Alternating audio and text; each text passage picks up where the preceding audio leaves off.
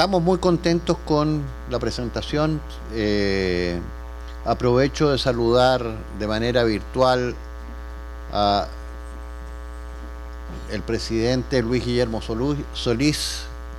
El presidente Luis Guillermo Solís fue también Fulbright y cuando hace ya bastantes años atrás, en el año 86, publicamos juntos un libro después de nuestras experiencias Fulbright, que es Súbditos o Aliados, la política exterior de Estados Unidos en Centroamérica.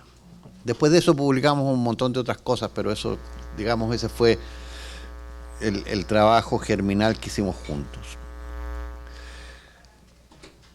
El lema de la universidad, si ustedes se fijan, está en todas partes, es: si quieres la paz, trabaja por la paz.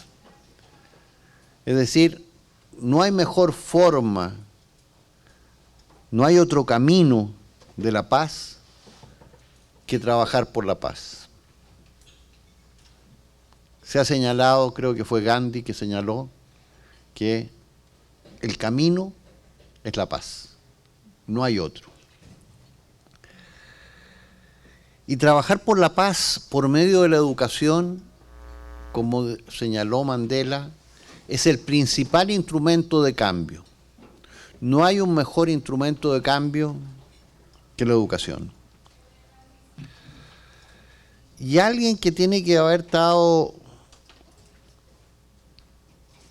casi fuera de su época,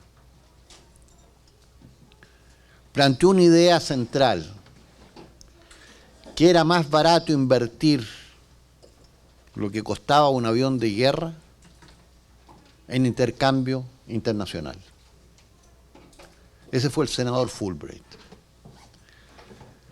Eso contribuyó en lo esencial a promover el intercambio y la multiculturalidad. Conocer al otro, conocer al que aparentemente es nuestro enemigo y que al final es otro ser humano que tiene ideas similares o distintas. Y en ese sentido, ese conocimiento del otro es lo fundamental. Y como ustedes han señalado en la experiencia de cada uno, y que es lo que entrega de manera fundamental, en mi criterio, Fulbright entrega una visión y que cada uno de nosotros debe construir una visión. Que respecto al medio ambiente significa que nos hacemos responsables de recoger una botella de plástico que está en la playa hasta grandes proyectos medioambientales. Y eso significa que se construye dos veces. Se construye primero en la mente, o como dicen en el Asia, se construye con el pensamiento, pero se toca en el corazón, y luego se actúa para construir esa visión. Y ahí la persistencia, la perseverancia es lo central. Barack Obama señaló que cuando le preguntaron o alguien le reclamó: pero presidente, la educación es muy cara. Bueno, trate usted con la ignorancia y va a ver cuánto cuesta. Entonces, el privilegio de tener la beca Fulbright nos ubica en lo que señalaba Guillermo. ¿Cómo salir de la indiferencia a través de una visión para construir un presente mejor, un mañana mejor, a través de acciones que eviten la polarización, la inestabilidad y la mayor conflictividad? Hoy día, y para ser preciso, hace 4 días atrás, se cumplieron 60 años de la crisis de los misiles en Cuba. La primera vez que el mundo estuvo al borde de la guerra nuclear, mucho más cerca de lo que sabemos, mucho más cerca de lo que se vivió en ese momento. Y hoy día estamos en una situación similar.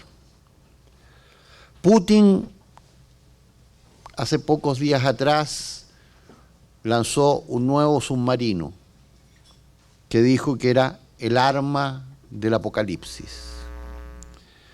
El presidente Joe Biden calificó las amenazas rusas como el Armagedón nuclear. Esto puede ocurrir por un error de cálculo, como señaló el secretario general, y que estamos a un clic de la desaparición de la humanidad. Eso podría ocurrir por un efecto no esperado en Zaporilla, en Ucrania, que no tiene armas nucleares, pero es el país europeo con más centrales nucleares. Y los coreanos del norte, para no decir que en otras partes del mundo estas cosas no ocurren, lanzan misiles un día sí y el otro también, que cruzan el mar japonés, pero también a esta altura algunas islas japonesas. Como resultado de todo esto, se incrementa el gasto militar, no solo en Europa, en el mundo. Y el gasto militar que se incrementa en Europa significa menos planes y acciones para la mitigación del cambio climático, menos ayuda en la cooperación internacional. Por otro lado, nuestra casa común está en peligro. Los efectos del cambio climático en el conjunto del planeta nos ponen en lo que se llama el umbral del antropoceno, es decir, de la posibilidad de desaparición de la vida.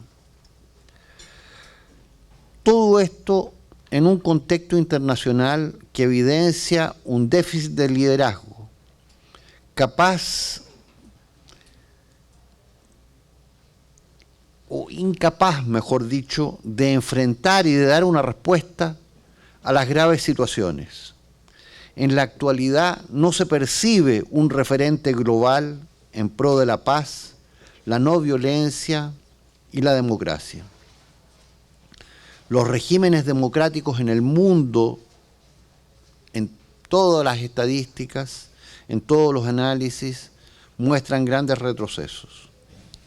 Esto en América Latina, más que retrocesos, muestra deterioros muy significativos, y cuando miramos con más calma en la cuenca del Caribe y en Centroamérica, se expresa con más fuerza. De estas tendencias no se escapa ninguna región del mundo. Estamos en medio de un cambio de las relaciones de poder. Aún no terminan de decantarse. No sabemos bien cuáles van a ser esas relaciones de poder.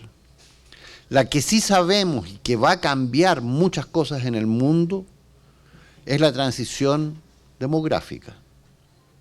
En pocos años, India será el país con más población del mundo.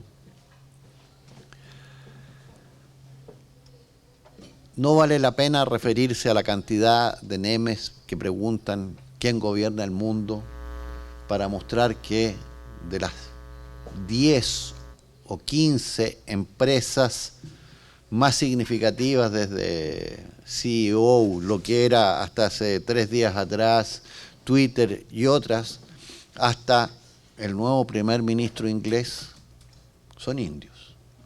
Lo que muestra el poder suave, la inteligencia, la capacidad de liderazgo que los hindúes tienen en el mundo y que se expresa en todos los ámbitos. Otro aspecto que nos toca con gran fuerza es la herencia de la endemia, la pandemia del COVID. La región, con solo el 9% de la población del mundo, fue responsable en la primera etapa de esta pandemia del 30% de los muertos, sin que haya claridad sobre el conjunto de las estadísticas. Las políticas cerraron países. China sigue aplicando una política de COVID-0 que la tiene cerrada ante el mundo. Otros países han abierto, pero hay rebrotes de la pandemia. Esto en el ámbito de la salud, porque los impactos en la economía, los impactos aunados con la guerra en Europa, en la inflación, en la caída del producto, son tremendos, particularmente en la región latinoamericana. Quizás algo mejor en ese ámbito en este año para Centroamérica, pero para toda América Latina significa una caída mucho mayor el próximo año. Entonces será un año muy duro. Hubo 3 consensos importantes en el contexto de la pandemia. Todo el mundo habló que era necesario hacer cambios en los modelos de desarrollo, que teníamos que cambiar la relación con el planeta, que teníamos que generar nuevas formas de vinculación, colocando la cooperación y el entendimiento en un lugar privilegiado. 3 consensos fundamentales. No ha sido así. El mundo volvió a caminar por los derroteros de siempre. Más de lo mismo. No ha habido cambios en los modelos de desarrollo. No ha habido cambios en la relación con el planeta, agravando la crisis climática. Y en el ámbito latinoamericano, la llamada integración, concertación latinoamericana no existe. El presidente Lagos publicó hace pocos días atrás, en conjunto con el ex canciller Castañeda y ahora se me fue el nombre de Aguilar Camín, un libro que se llama La nueva soledad de América Latina. Y esa soledad hace referencia a que no somos capaces de hablarnos entre nosotros mismos. Y por lo tanto no tenemos una voz común para enfrentar los grandes desafíos. Y por lo tanto, frente al escenario apocalíptico, para cambiar el rumbo, no tenemos una voz propia en América Latina. Tampoco en Centroamérica, más allá de que se haya logrado nombrar un secretario del SICA. Hay grandes cambios que se acumulan en la posguerra fría, en todas las áreas, con grandes desigualdades que generan tensiones democráticas. Y por lo tanto las relaciones globales de poder se están reajustando y aún no emergen. Por lo tanto es difícil entender un futuro que tiene altos grados de incertidumbre. Y la incertidumbre genera desconfianza y genera inseguridad. Al no tener voz propia latinoamericana, no tenemos un espacio para donde discutir cómo se ve el mundo, cómo podemos enfrentar algunos de estos desafíos. Dada la grave crisis de seguridad y violencia de América Latina, es necesario que volvamos a aprender a convivir en forma pacífica. A eso se opone el crimen organizado que recorre el conjunto de las Américas, pero con particular fuerza de México hasta el sur de Chile o Argentina. Tampoco tenemos claridad de cómo reducir las brechas de la desigualdad. Vinculado a lo anterior, no hay lugares para discutir los temas vinculados a la corrupción.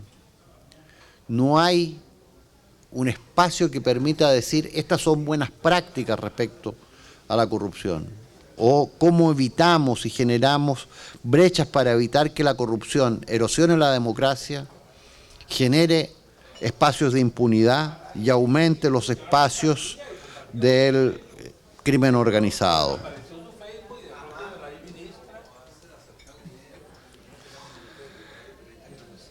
es necesario reforzar los marcos parlamentarios democráticos y buscar formas de actuar sobre ellos en el marco nacional y multilateral, cómo conformar políticas de Estado. Ello demanda dos aspectos centrales que son difíciles en nuestra región, en algunos más que en otros. Primero, control nacional territorial sobre el conjunto del espacio de cada uno de los países.